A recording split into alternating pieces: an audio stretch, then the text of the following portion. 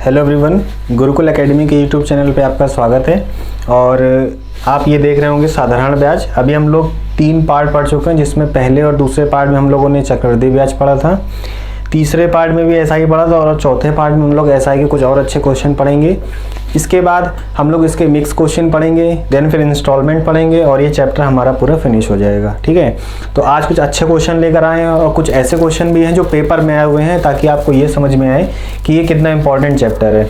आगे हम लोग इसमें स्टार्ट करते हैं। तो पहला क्वेश्चन देखिए, श्रीमान सुमित भारतीय स्टेट बैंक में 20,000 रुपये जमा करते हैं। अगर ब्याज की दर 13% प्रतिवर्ष साधारण हो तथा अर्धवार्षिक रूप से लगाई जाती हो, तो एक चीज़ ये याद रखिएगा कि साधारण ब्याज में चाहे आपसे अर्धवार्षिक कहें, चाहे आप मंथली कहें, चाहे डेली कहें, चाहे आवरली कहें, कैसा भी कहें, इसमें ब्याज में कोई फ़र्क नहीं पड़ता है। फ़र्क पड़ता है सीआई में। ठीक है, तो सीआई में जब यहाँ पे सीआई में लिखा होता तब हमें दिक्कत होती, बट यहाँ पे अर्धवार्षिक रूप से लिख दिया है तो उससे कोई फ़र्क पड़ने वाला नहीं है। तो हम लोग देखते हैं यहाँ पे, तो इसलिए आप उस चीज़ को, इसको आप नेगलेक्ट कर देंगे। ठीक है, साधारण ब्याज में इसको आप हटा देंगे, सिर्फ डाउट क्रिएट करने के लिए होता है। तो 20,000 रुपये जमा करते हैं 13% की दर से, 42 महीने में कुल कितनी धनराशि प्राप्त होगी। ठीक है, मतलब आपसे अमाउंट पूछ रहे हैं। तो यहाँ पे हम क्या करेंगे, 20,000 रुपये दे रखा है आपको प्रिंसिपल, इसमें हम 13%, ठीक है, 42 महीने दे रखा है। महीने को जब हम ईयर में चेंज करते हैं तो किससे डिवाइड करते हैं, 12 से, और यहाँ पे हम 100 कर देंगे। ये से ये ख़त्म हो जाएगा। ठीक है, इसके बाद आप काट लेंगे इसको, 3 से काट लेंगे, 3 चौक 12 जाएगा, 3 एकम 3, 3 चौक 12। ठीक है, अब ये 4 से काट लीजिए, 50। ठीक है, अब ये हो जाएगा 14 पंचे 70 और 13। ठीक है, तो ठीक है 9100, लेकिन ये आपका आया है इंटरेस्ट। आपसे पूछा क्या गया है, आपसे पूछा गया कि कुल कितनी धनराशि प्राप्त होगी, यानी उसमें ब्याज भी जुड़ा होना चाहिए। तो यहाँ पे हम ब्याज तो हमने निकाल लिया, यहाँ पे हम क्या जोड़ेंगे, सिर्फ 20,000 रुपये और जोड़ लेंगे। तो यहाँ पे आ जाएगा 29100 और आपको ये ऑप्शन देखने को मिल जाएगा। ठीक है, तो इस तरीके से क्वेश्चन करना है। ये क्वेश्चन मैंने इसलिए रखा था क्योंकि यहाँ पे इन्होंने अर्धवार्षिक दे रखा था, तो आपको सिर्फ इतना बताना था कि साधारण ब्याज में अगर आप अर्धवार्षिक, छमाही, तिमाही जो भी देखते हैं, इसका कोई फ़र्क नहीं पड़ता है, ब्याज उतना ही मिलेगा। ठीक है, तो आई होप आपको समझ में आया होगा। अगला देखते हैं। अनीश एक 5,000 रुपये का लोन लेता है, 90 दिनों के लिए लेता है। यह मानते हुए कि अनीश के पास कुछ अतिरिक्त धन है, वह 21वें दिन 2,000 का लोन अदा कर देता है। ठीक है, समझिएगा, उसने 5,000 रुपये का लोन लिया है और वो भी 90 दिन के लिए लिया है, जिसमें से वो क्या करता है, 2,000 रुपये अदा कर देता है। कितने दिन में अदा करता है वो अदा करता है लोन मिलने के 21 दिन बाद। तो हम क्या करेंगे, 21, यहाँ पे हम लोग क्या निकाल लेंगे, इंटरेस्ट निकाल लेंगे कि 2,000 का 21 दिन के लिए लोन में कितना इंटरेस्ट लगा है। ठीक है, तो यहाँ पे इंटरेस्ट रेट है 11%, 21 दिन था, इसको हम ईयर में जब बदलेंगे तो 365 से डिवाइड कर देंगे और फॉर्मूले का 100 यहाँ पे लिखा है। ठीक है, अब आप ये बताइए कि 2,000 रुपये जब हमने दे दिया है तो बचा कितना है, 3,000 रुपये। अब इस 3,000 पे आगे पढ़िएगा, 65वें दिन वो क्या करता है, 65वें दिन पूरा लोन चुका देता है। तो आप हमें ये बताइए कि जो 65 दिन में क्या इस पे लोन नहीं, इस पे ब्याज नहीं लगा होगा 65 दिन तक। ठीक है, तो समझिएगा, हम क्या करेंगे, यहाँ पे जब हमने 2,000 रुपये का यहाँ पे ब्याज कैलकुलेट कर लिया है, तो बचा हुआ कितना ब्याज है यहाँ पे। ठीक है, तो बचा हुआ यहाँ पे 3,000 रुपये है। अब 3,000 का हम कितने दिन का निकाल लेंगे, 3,000 का हम निकाल लेंगे पूरे 65 दिन का। अब यही तो कंफ्यूज करने वाली चीज़ है। अगर आप यहाँ पे क्या करेंगे, अगर आप यहाँ पे माइनस कर देते हैं, आप क्या करेंगे, 21 दिन में उसने वापस कर दिया और 65 दिन टोटल अपने पास रखा, तो यहाँ पे 44। तो कई लोग यहाँ पे क्या करेंगे, 44 रखेंगे। भाई 2,000 का तो उन्होंने अलग कैलकुलेट कर लिया था, लेकिन ये 3,000 डे 1 से लेके डे 65 तक उसके पास रहा है ना, इसलिए यहाँ पर हम 65 का मल्टीप्लाई करेंगे। ठीक है, 44 का नहीं करेंगे, डिवाइड बाई 365 और इंटू 100। ठीक है, तो ये आपका यहाँ पे PRT/100 यहाँ भी लगा दिया। अब जब इसको आप जब कैलकुलेट करेंगे, ठीक है, तो अप्रॉक्सीमेशन वैल्यू हम लोग देखेंगे, क्योंकि सारी वैल्यू के बीच में डिफरेंस काफ़ी आ रहा है। ठीक है, तो यहाँ पे हम क्या करेंगे, जब हम निकालेंगे तो 71 पॉइंट समथिंग आएगा। ठीक है, जब हम इसको कैलकुलेट करेंगे तो 71 पॉइंट समथिंग आएगा। तो 3000 रुपये उसने क्या कहा है, तो अनीश द्वारा भुगतान की गई अंतिम राशि, टोटल नहीं पूछा है, अंतिम पूछा है। तो अंतिम के लिए हम क्या करेंगे, तो अंतिम उसने, जब हम इसको कैलकुलेट करेंगे तो अंतिम में हमें 71.84 या इसी के अराउंड कुछ वैल्यू मिलेगी। तो हमें 71 मिल गया। तो 3000 में अगर हम 71 ऐड करेंगे तो सबसे पास की वैल्यू यही है। तो यहाँ पे अप्रोक्सीमेशन लगा के हम सॉल्व कर सकते हैं। तो आई होप आपको समझ में आया होगा कि डे के हिसाब से भी हम लोग कैलकुलेशन कर सकते हैं। ठीक है, तो अब हम लोग आगे देखते हैं अगले क्वेश्चन में। 15,000 रुपये की एक राशि को 2 बराबर भागों में इस प्रकार विभाजित किया जाता है कि पहले भाग पर 10% की दर से साधारण ब्याज तथा दूसरे भाग पर 12.5% की दर से 4 वर्ष का साधारण ब्याज बराबर है। यानी कि दोनों भाग में क्या बराबर है, ब्याज बराबर है। ठीक है, दोनों भाग में हमें भाग तो पता नहीं है। ठीक है, तो हम P1 P2 ले लेते हैं। तो P1 जो हमने इसको हमने डिवाइड किया है। ठीक है, तो इसका जो P1 पार्ट है, P1 पार्ट में 10% की दर से 5 वर्ष का साधारण ब्याज निकाल लीजिए आप। ठीक है, उसी तरह अगर हम बात करें इसकी P2 की, तो P2 का क्या करेंगे, 12.5% की दर से 4 वर्ष का ब्याज निकाल लीजिए। ठीक है, इन दोनों को जब हम ऐड करेंगे तो हमें क्या मिल जाएगा, हमें हमारा रिजल्ट मिल जाएगा। ठीक है, लेकिन यहाँ पे ऐड नहीं करना है। यहाँ पे इन्होंने क्या बोला है कि साधारण ब्याज के बराबर है, मतलब दोनों ब्याज आपस में बराबर है। तो बस हमें कैलकुलेट करना है। ठीक है, यहाँ से अगर हम काटेंगे तो ये 5, 12, 50 हो जाएगा और ये भी 50 है। तो ये सी आपका कट जाएगा, यानी कि P1:P2 बराबर 1:1 आएगा। इसका मतलब क्या है कि ये जो अमाउंट है 2 बराबर हिस्सों में बांटा गया है। यानी कि जब आप 15,000 को 2 बराबर हिस्सों में बांटेंगे, ठीक है, तो 7,500 रुपये आ जाएगा। समझ में आया? ये चीज़ आपको समझ में आ गई होगी। अब हम लोग आगे देखते हैं। अगर हम इसका एक दूसरा मेथड भी देखना चाहें तो हम आपको दूसरा मेथड भी बता देते हैं। इसमें हम लोग क्या करते हैं, इफेक्टिव रेट निकालते हैं। इफेक्टिव रेट का मतलब क्या है, 10%। 5 साल के लिए इफेक्टिव रेट कितना आ जाएगा, 50 आ जाएगा। उसी तरह यहाँ पे 12.5% की दर से 4%, 4 वर्ष के लिए इफेक्टिव रेट कितना आ जाएगा, ये भी 50 आ जाएगा। ठीक है, इसको हम लोग पहले सॉल्व कर लेते हैं। 1:1 हो जाएगा। अब ये वैल्यू हम इधर लिखते हैं और ये वैल्यू हम इधर लिखते हैं, और ये हमारा क्या जाएगा, ये जो प्रिंसिपल है ना उसका रेशियो आ जाएगा। ये है इसका शॉर्ट ट्रिक मेथड। ठीक है, और अभी हम लोगों ने इससे पहले क्या समझा था, ये इसका बिल्कुल बेसिक मेथड था। तो दोनों मेथड आप देख लीजिए, समझ लीजिए, आपको काफ़ी अच्छे से समझ में आएगा। ठीक है, आप दोबारा देख लीजिएगा वीडियो। एक व्यक्ति कुछ धनराशि 3 विभिन्न योजनाओं में 6 वर्ष, 10 वर्ष तथा 12 वर्ष के लिए क्रमशः इतने वर्ष के लिए लगाता है। ठीक है, प्रत्येक योजना के अंत में वह समान ब्याज प्राप्त करता है। ये सेम क्वेश्चन इसके पहले वाले जैसा है। ठीक है, अगर हम इसमें शॉर्टकट लगाना चाहें जो हम लोगों ने अभी इससे पहले लगाया तो ट्राई करते हैं। इफेक्टिव रेट निकालिए। 10% की दर से 6 वर्ष का इफेक्टिव रेट आएगा आपका 60। ठीक है, ये बराबर है इसके। उसी तरह 12% की दर से 10 वर्ष का इफेक्टिव रेट आएगा 120, ये बराबर है। 15% की दर से 12 वर्ष के लिए 180। ये सब इफेक्टिव रेट बराबर है ना, ये ब्याज। तो हम क्या करेंगे, इसको सॉल्व कर लेंगे। ठीक है, 6 से 1 बार में जाएगा, बराबर है ये। 6 से 2 बार में जाएगा, 6 से 3 बार में जाएगा। ठीक है, जब 3 वैल्यू बराबर हैं और अगर हम उनका रेशियो निकालना है तो हम क्या करेंगे, यहाँ पे अगर हमें इसका रेशियो निकालना है तो बचे 2 का मल्टीप्लाई करके यहाँ पे लिख देंगे। अगर हमें इसका रेशियो निकालना है तो बचे 2 का मल्टीप्लाई करके यहाँ लिख देंगे। और अगर हमें इसका रेशियो निकालना है तो बचे 2 का मल्टीप्लाई करके यहाँ पे लिख देंगे। और ये हमारा आ जाएगा इसके प्रिंसिपल, यानी वो अमाउंट जो अलग अलग योजनाओं में लगा है उनका रेशियो। तो ये देखिए पहला ऑप्शन आपको मिल जाएगा। आप देख सकते हैं बिल्कुल बेसिक तरीके से है, आप ऐसे समझिएगा।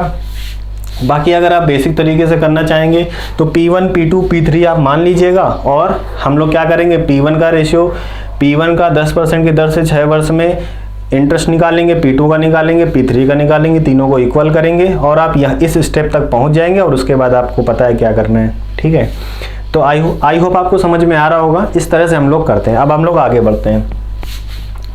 1900 रुपये को 2 भागों में इस प्रकार विभाजित किया जाता है कि पहले भाग का 8%, साधारण ब्याज की दर से 2 वर्ष तथा दूसरे भाग का 4% साधारण ब्याज की दर से 3 वर्ष के लिए उधार दिया जाता है।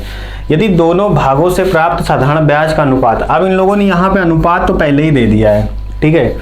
तो हमें क्या निकालना है, भाग ज्ञात करने हैं। तो हम मान लें कि पहला अमाउंट है P1 है ना, तो इसका हम लोग क्या निकाल रहे हैं, साधारण ब्याज। तो P1 है, R कितना दे रखा है पहले भाग के लिए 8%, T दे रखा है 2/100। ये हमने निकाला पहला इंटरेस्ट।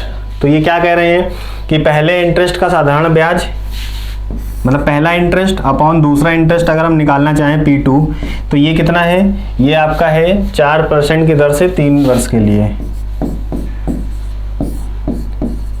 इनका ब्याज दे रखा है इनका जो अमाउंट रेशियो दे रखा है वो दे रखा है 16 और 7 का। इसको आप सॉल्व कर लीजिए। 8 दूनी 16 से ये पूरा खत्म हो जाएगा, 4 3 12 उधर चला जाएगा। तो हम ये कह सकते हैं कि P1:P2 ये बराबर हो जाएगा 12 और 7 के। ठीक है, समझ में आया आपको?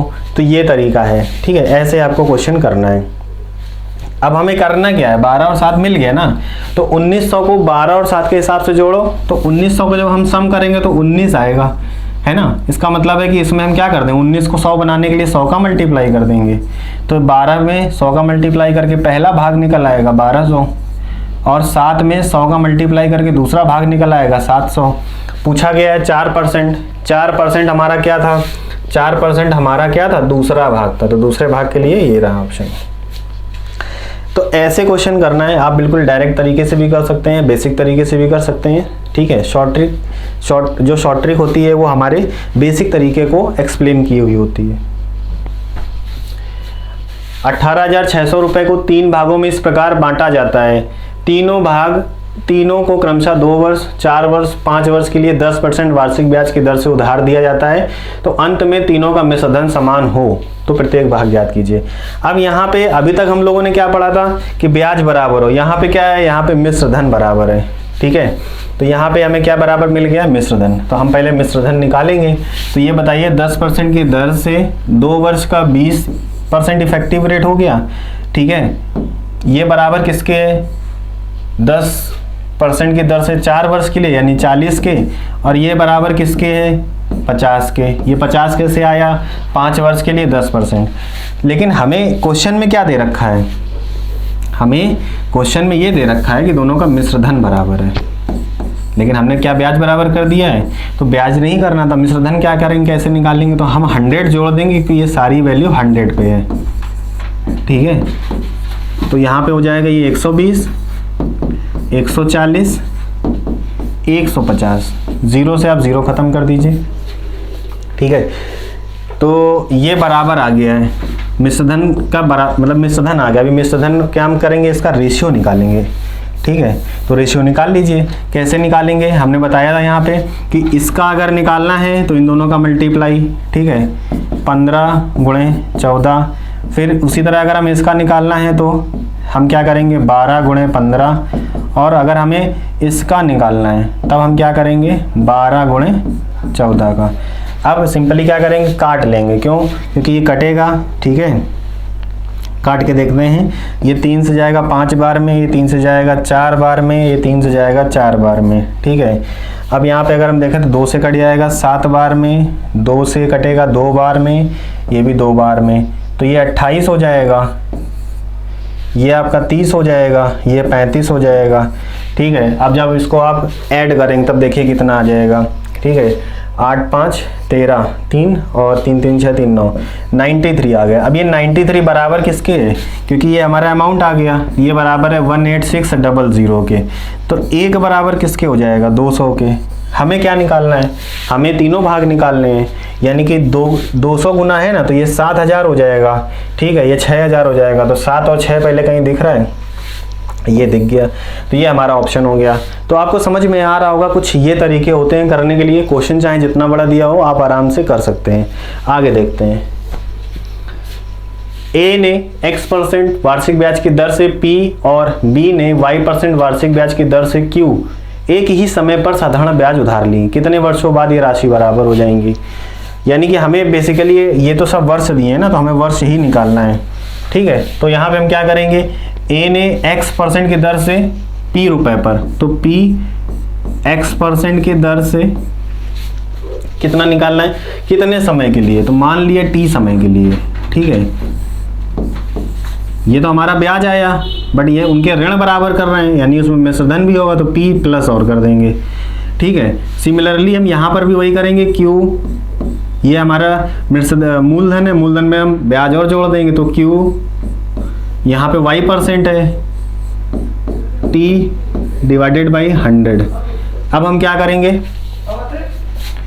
अब हम इधर करेंगे इसको और इसको उठा के इधर लाएंगे, तो हम क्या करेंगे p(x)t, ठीक है, divided by 100 minus q(x)t divided by 100, ये बराबर क्या हो जाएगा q माइनस p के। इतनी बात आपको समझ में आ रही होगी।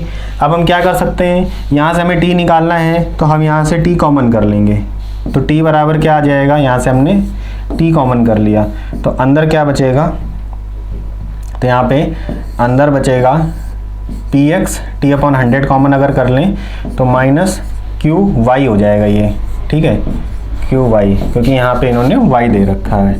तो px माइनस qy ये बराबर हो जाएगा q माइनस p के, और ये नीचे चला जाएगा, ये ऊपर चला जाएगा, तो हमारा डायरेक्ट आंसर निकल आएगा, ठीक है। t बराबर क्या आ जाएगा, ये आ जाएगा q माइनस p, ठीक है, और इसका नीचे 100 था, ये ऊपर चला गया तो इंटू 100, और ये हो जाएगा px माइनस qy। तो अब आपको आपका ऑप्शन दिख रहा होगा साफ साफ, ठीक है।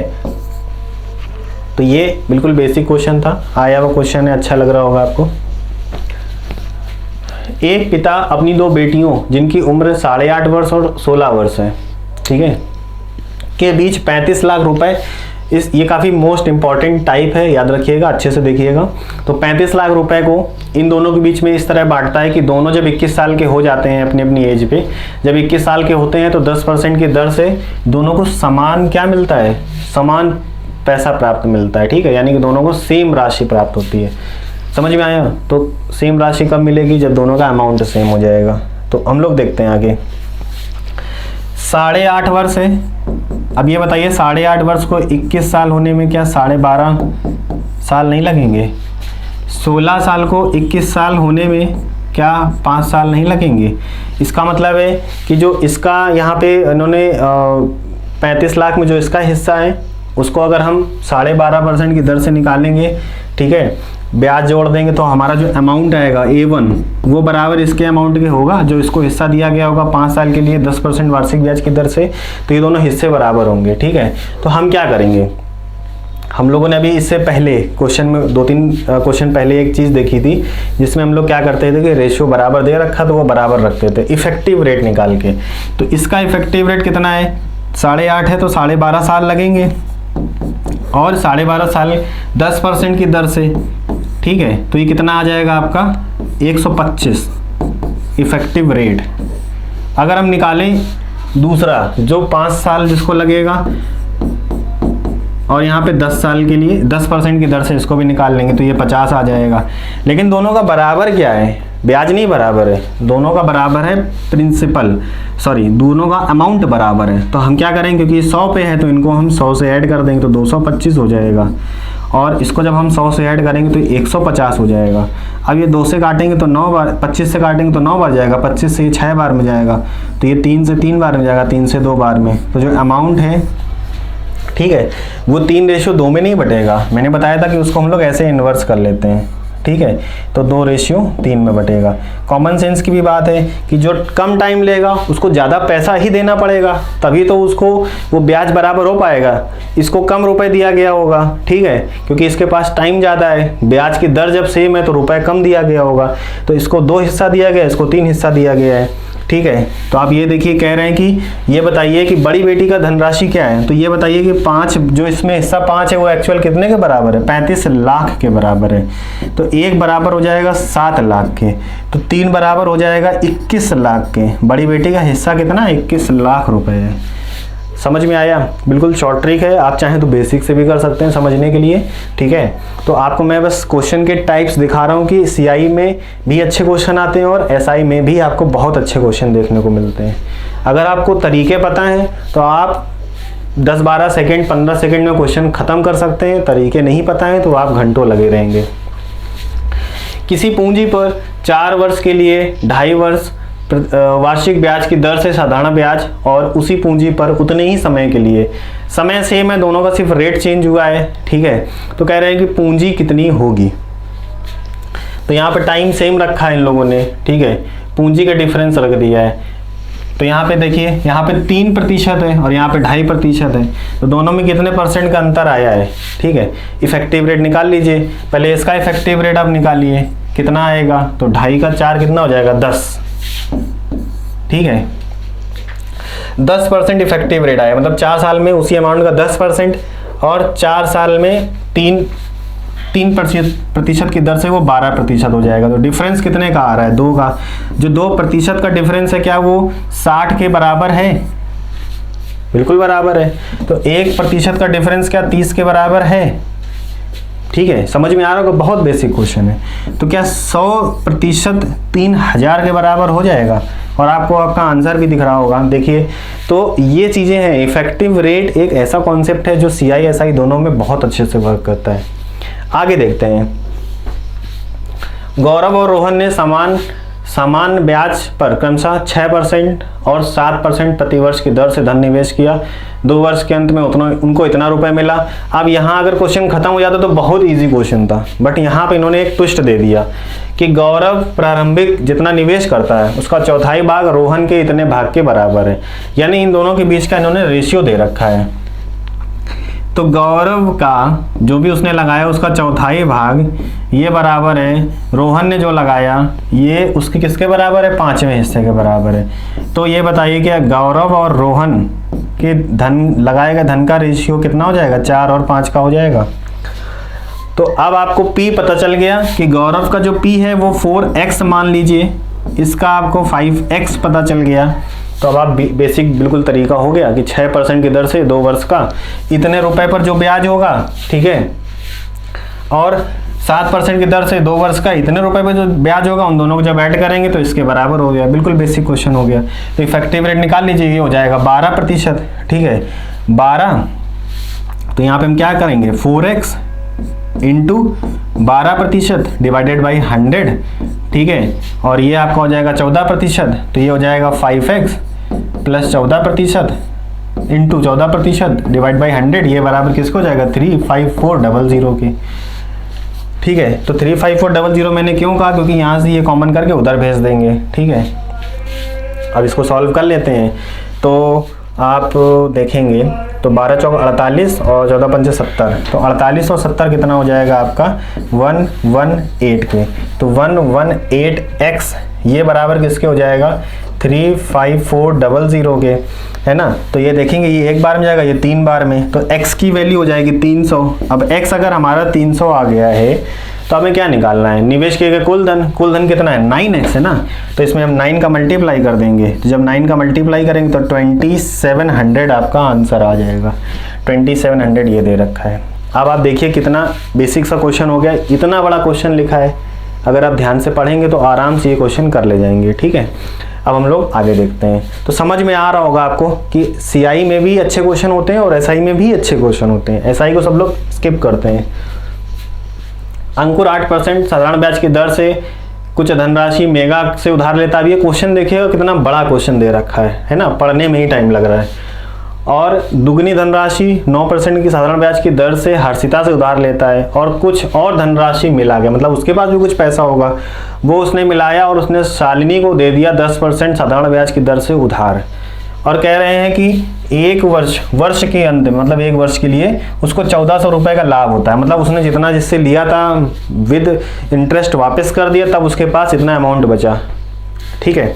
अब आप ये बताइए, उसने कहा कि 40,000 रुपये दिया है, तो 40,000 रुपये जो है इसका जरा 10% आप निकाल के देखिए कितना ब्याज पहले उसने पाया।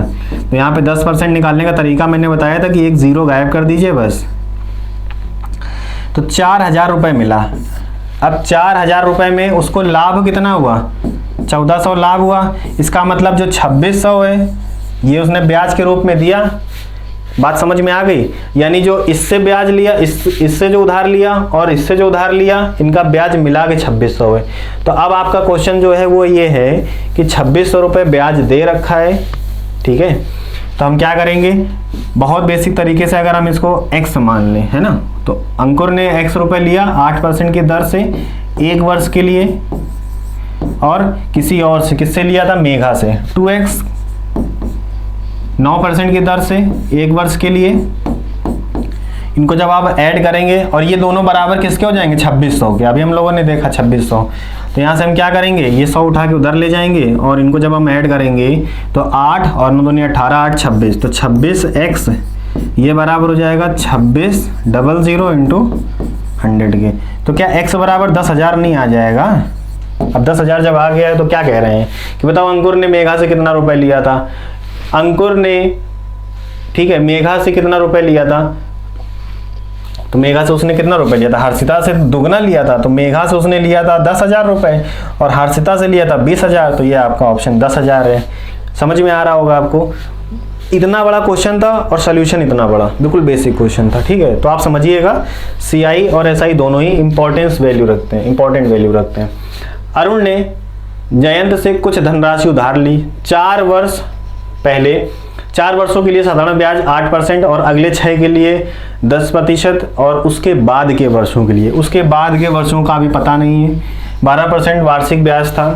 अरुण ने 1500 रुपये 15 वर्षों के लिए, 15 वर्ष मतलब बाद के कितने हो गए, तो पहले 4 हैं, फिर 6 हैं, तो बचे 5, ये याद रखिएगा, 5 ईयर हैं। तो कह रहे हैं कि उसके पास 12,160 रुपये साधारण ब्याज आया, उसने भुगतान किया। समझिएगा, इफेक्टिव रेट निकालिए 4 वर्षों के लिए, 8 वर्ष का इफेक्टिव रेट कितना हो जाएगा, 32x हो जाएगा, x नहीं मानेंगे, 32% हो जाएगा। इसके बाद 6 वर्षों के लिए 10 वर्ष का 60% हो जाएगा। उसके बाद 12% वार्षिक ब्याज की दर से बचे हुए वर्ष जो थे 5, तो बचे वर्षों के लिए भी 60 हो जाएगा, 60% ब्याज के रूप में उसको कितना मिला है, तो 6 6 12 हो जाएगा, 120, 150, 152, तो 152% उसे ब्याज मिला है। तो कह रहे हैं कि कुल 12,160 रुपये का साधारण ब्याज भुगतान किया, यानी ये जो परसेंट है ये किसके बराबर है, 12,160 के। तो अगर आप 1% निकालना चाहेंगे तो वो 80 आ जाएगा, ठीक है। तो आप जब इसको काटेंगे तो ये 80 बार आराम से कट जाएगा, ठीक है। तो 100 बराबर कितना हो जाएगा, 100 बराबर हो जाएगा 80, 8,000 रुपये। तो आपको कहीं पर 8,000 रुपये दिख रहा है, ये देखिए हो गया। क्वेश्चन देखिए कितना छोटा सा हो गया, इतना बड़ा क्वेश्चन था, आपने पढ़ा, बिल्कुल छोटा सा क्वेश्चन हो गया।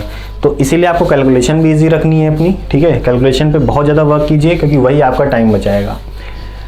नितिन ने कुछ धनराशि पहले 3 वर्षों के लिए 6% वार्षिक ब्याज की दर से, अगले 5 वर्ष 9% वार्षिक ब्याज की दर से तथा 8 वर्ष बाद 13% की दर से उधार लिए। अब समझिएगा यहाँ पे थोड़ा सा अच्छा क्वेश्चन है कि 8 वर्ष बाद, ठीक है। तो ये बताइए, ये 5 वर्ष पहले हो गए, 3 वर्ष, तो 8 वर्ष तो हो ही गए, 8 वर्ष बाद, ये 8 वर्ष दे नहीं रखा है, 8 वर्ष बाद कितने बचेंगे, क्योंकि 11 वर्ष के अंत में है तो 8 वर्ष बाद हो जाएगा 3 वर्ष। समझिएगा क्वेश्चन, बहुत अच्छे छोटी छोटी बातों को आप पकड़िएगा कि 3 वर्षों के लिए 6% मतलब 18% हो गया, ठीक है। ये 18% हो गया। इफेक्टिव रेट निकालिएगा, 5 के लिए 45% हो गया, और 8 वर्ष बाद 13, तो 8 वर्ष बाद कितना है, तो 11 वर्षों के लिए टोटल है, और 8 वर्ष बाद कितना हो जाएगा, 3 वर्ष, तो 11, यहाँ पे 13% है, तो 13 3 39 हो जाएगा, 39। अब समझिएगा ये आपका टोटल ब्याज है। कह रहे हैं कि उसने इतना मिश्रधन भुगतान किया है, यानी कि ये ब्याज जो है, इनको आप पहले ब्याज निकाल लें, उनको ऐड कर लें और इसमें मिश्रधन ऐड कर लेंगे, ठीक है। तो ब्याज मिला कितना है, तो आप ऐड कर लीजिए पहले। तो ये हो जाएगा 9 5 14, और 14 और 8 कितना हो जाएगा, 22, ठीक है। तो ये हो जाएगा 2 3 5 4 9 और 1 10, 102, तो 102% है, ठीक है। तो 102% है। और ये क्या कह रहे हैं कि इतना हमको मिश्र धन मिला है, तो यहाँ पे हम 100 और ऐड कर देंगे तो 202 हो जाएगा। 202% किसके बराबर है? ये बराबर है 16160 के। अब आप ये बताइए, अगर हम इसमें 8 का गुना कर दें तो ये 16 हो जाएगा और ये भी 16 हो जाएगा। तो 16 16 दिख रहा है और ये 0 है तो ये 80 बार है। तो बिल्कुल बेसिक हो गया। तो ये तो 80 आ गया, 1 बराबर 80 आ जाएगा।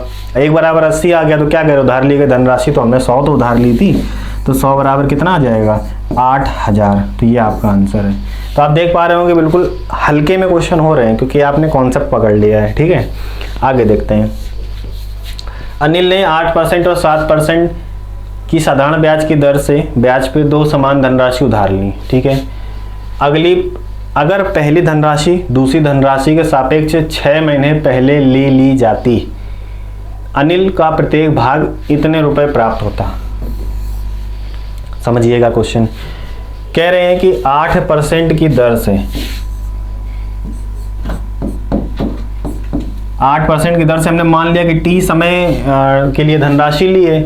तो कह रहे हैं कि यदि पहली धनराशि दूसरी धनराशि के सापेक्ष 6 महीने पहले ले ली जाती। ठीक है, इसका मतलब ये है कि अगर हम इसको t+2 कर दें, टी में अगर हाफ ऐड कर दें, 6 महीने का मतलब क्या हुआ?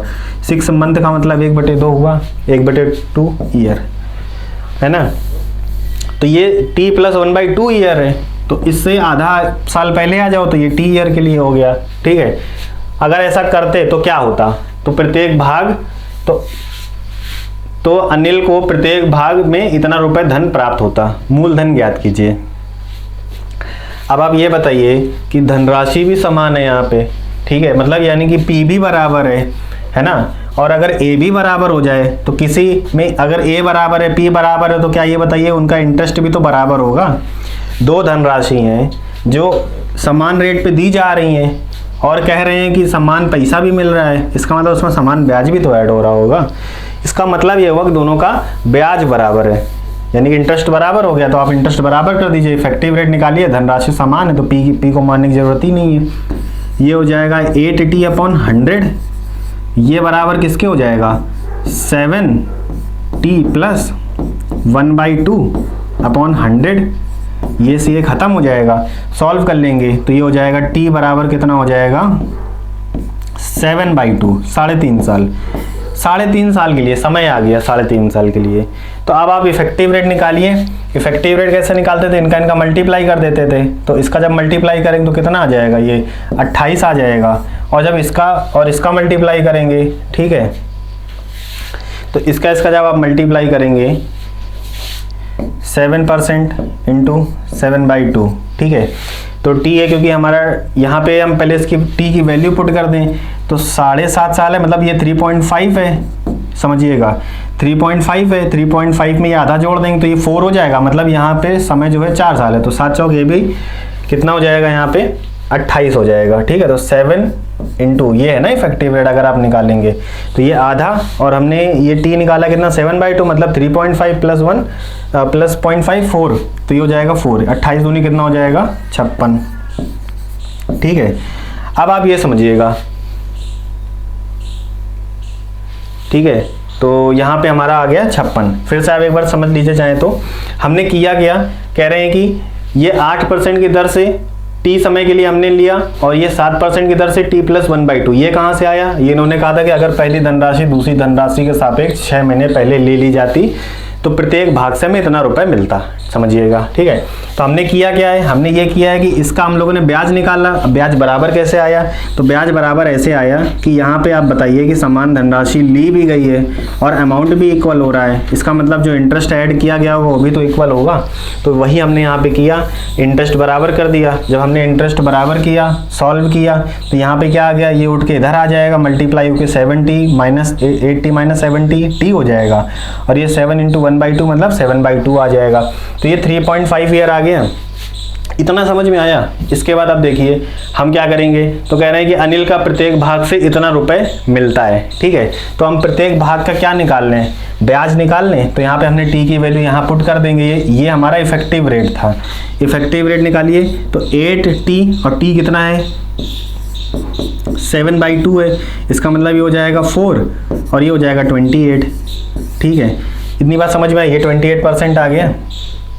इसको निकालेंगे तो ये हो जाएगा 7, ये हो जाएगा t प्लस 1/2।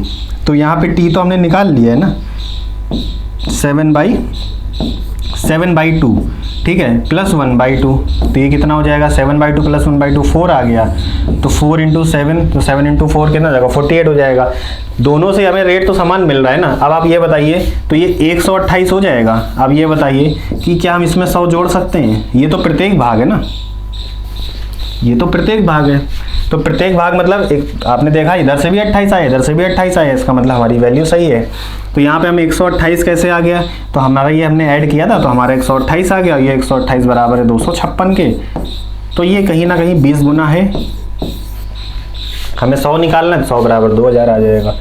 तो ये क्वेश्चन है, देखिए इसमें वैल्यू ना के बराबर दी है, सिर्फ एक वैल्यू दी है, बाकी सब में घुमा रहा है ना। तो आप समझिए ऐसे क्वेश्चन होंगे तो आपको समझ में आ रहा होगा। इसी तरह हम लोग आगे क्वेश्चन देखते हैं। तो काफ़ी अच्छे क्वेश्चन है, एक क्वेश्चन एक कॉन्सेप्ट के बराबर है, आप समझिए। 3 व्यक्ति आनंद, अवधेश और अनिल 12% वार्षिक ब्याज की दर से अलग अलग राशि का 1 वर्ष के लिए सावधि निवेश करते हैं। 3240 रुपये ब्याज प्राप्त करते हैं। ठीक है, क्वेश्चन इतना बड़ा दे रखा है, सोल्यूशन भी काफ़ी अच्छा होगा।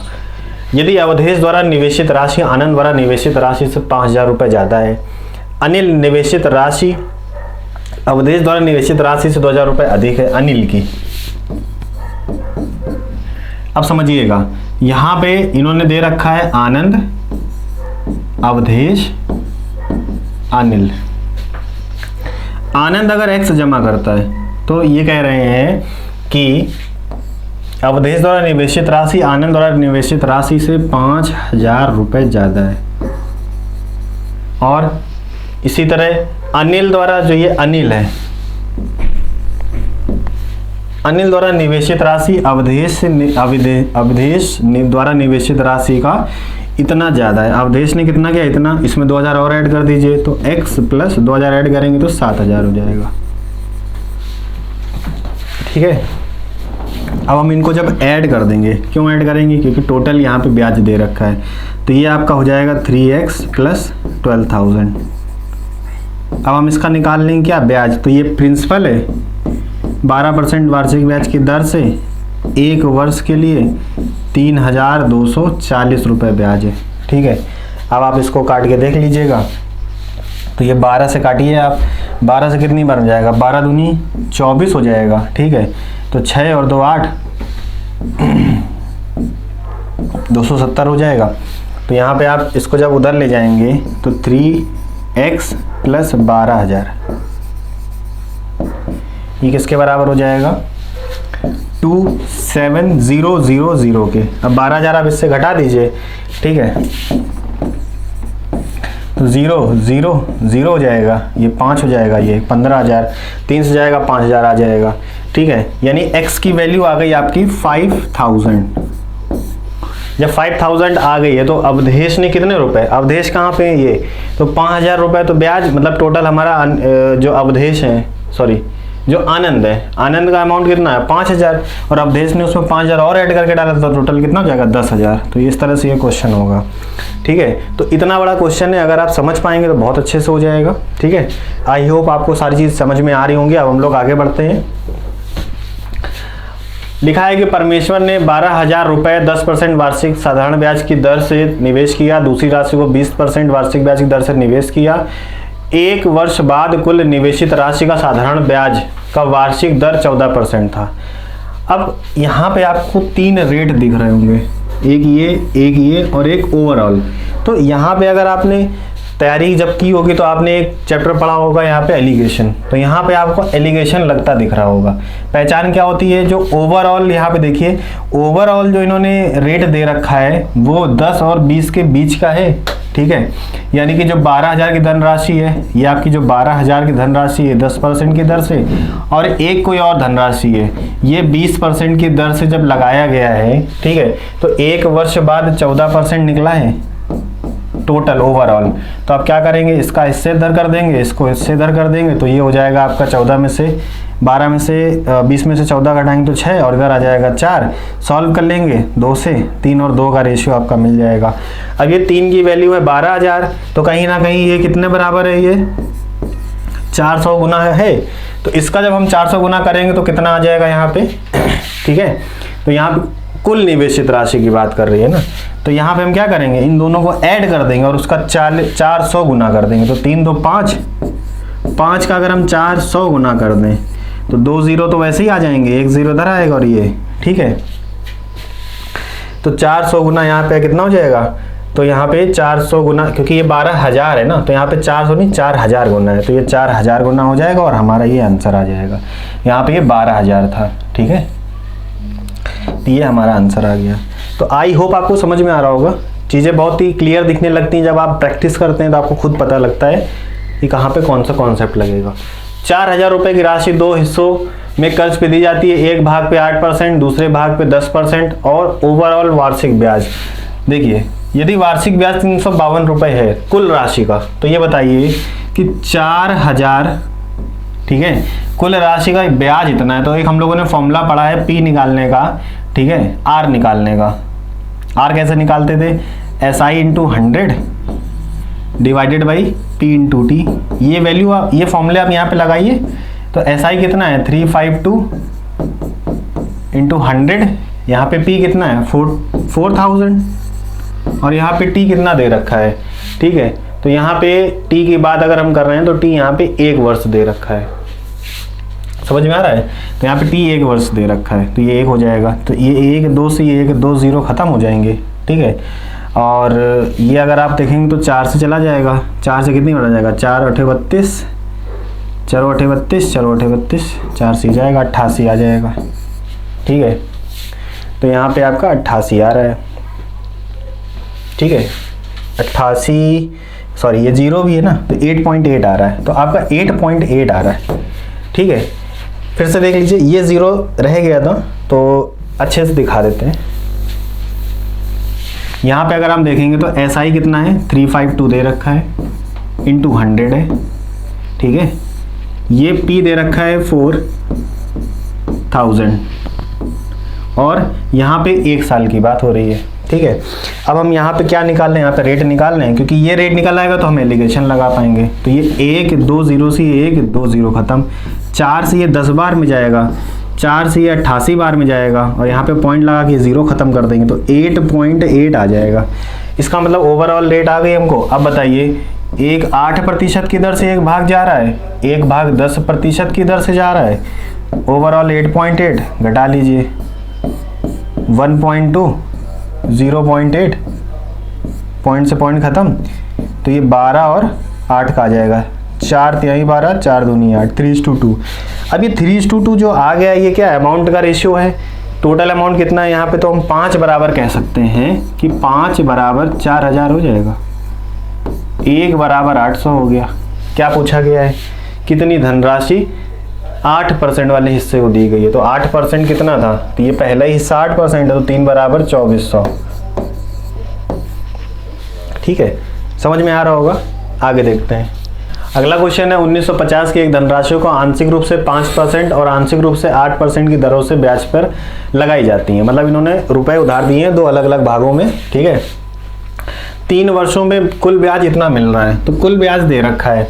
अब ये बताइए क्या कुल ब्याज जो दे रखा है, इससे हम कुल धनराशि दे रखी है, कुल ब्याज दे रखा है और हमें कुल वर्ष दे रखे हैं, तो क्या हम ओवरऑल रेट निकाल सकते हैं। तो R बराबर क्या हो जाएगा, SI कितना है 300 इंटू 100 डिवाइडेड बाई 1950 दे रखा है और इंटू 3 कर देंगे, तो ये हो जाएगा आपका 100।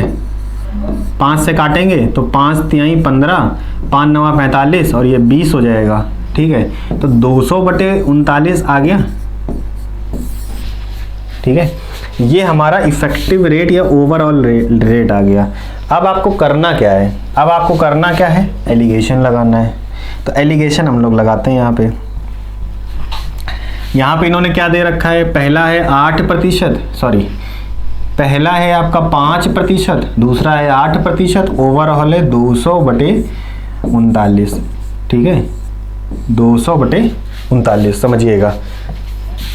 39 का इसमें गुणा करेंगे बटे 39 कर लेंगे, 39 का इसमें गुणा करेंगे। अब ये सबसे बड़ा मैटर है, कैसे करेंगे? तो हम 39 को 40 मान लेंगे और फिर 5 घटा देंगे। तो 39 40 मान लेंगे तो 40 पंचे 200, ठीक है। 200 में से अगर हम कितना घटा दें 5, तो कितना हो जाएगा 195, और 195 हो जाएगा। तो 195 में फिर 200 घटा देंगे क्योंकि हमको ये घटाना है ना, तो 200 घटा देंगे तो 5 बटेगा, 5 बटे 39। इधर देखते हैं 8 का गुणा करेंगे, तो 8 का गुणा 4 से 40 से करेंगे तो 320 आएगा। 320 में से 8 घटाएंगे तो 312, और 312 में 200 घटाएंगे तो 112 आ जाएगा, 112 बटे 39। अब आपको आंसर एकदम क्लियर दिख रहा होगा कि आंसर कहाँ पर लगा है, ये लिखा है। समझ में आया? छोटा सा क्वेश्चन था, एलिगेशन मेथड यहाँ पे अप्लाई करना था। आगे देखते हैं। अब ये देखिए कितना अच्छा क्वेश्चन है, और आपको ये किस में मिलेगा? प्री में मिलेगा देखने के लिए, ठीक है। कह रहे हैं साधारण ब्याज की दर से निश्चित दर पर एक धनराशि 3 वर्षों में प्राप्त मिश्र धन रुपए इतना है, 4 वर्षों में इतना मिश्र धन है, यानी कि A1 A2 दे रखा है। इन दोनों का अगर हम डिफरेंस निकालेंगे तो 1 वर्ष का आ जाएगा। वो कैसे आएगा? ये 3 साल तक का दे रखा है और ये 4 साल तक का दे रखा है। 4 साल का मतलब ये है कि आप उसमें 3 साल का भी ऐड कर रहे हैं और एक एक्स्ट्रा साल का, और पहले 3 साल का दे रखा है, तो अगर हम ये हटा देंगे तो एक्स्ट्रा 1 साल का पता चल जाएगा। साधारण ब्याज हर एक साल सेम लगता है, तो हमें 1 साल का साधारण ब्याज ही पता चल जाएगा डायरेक्ट। बस क्वेश्चन हो गया। यहाँ पे कह रहे हैं 1700 जो 8 है ये तो 1 साल का है, 4 साल का है, और ये 3 साल का है। घटा के देखिए 1 साल का आ जाएगा, तो यहाँ पे आ जाएगा 8, यहाँ पे आ जाएगा 7, और यहाँ पे कुछ नहीं बचेगा क्योंकि ये इसको कैरी दे चुका है, ठीक है। 78 रुपये एक ईयर का है। कह रहे हैं वो धनराशि ज्ञात कीजिए, तो 3 साल का निकाल के इसमें माइनस कर लीजिए। तो 3 साल का जब निकालेंगे तो कितना हो जाएगा? वही है 8 का गुणा, मतलब हम इसको क्या मानेंगे? हम इसको 80 मानेंगे। 80 का गुणा 3 में 240, और फिर इसका दुगना घटा देंगे, जितना डिफरेंस था उसका दुगना घटा देंगे। तो डिफरेंस है 2 का दुगना 6, तो कितना आ जाएगा? 8 3 24, 240 आया, और डिफरेंस कितना था? 2 3 दूनी 6, घटा देंगे, कितना बचेगा? यहाँ पे आपका बचेगा 234। 234 बचा, तो 234 आपका यहाँ पे बचा। अब ये 234 क्या आया? 8 3 24, 3 साल का 234 आप इससे घटा लीजिए।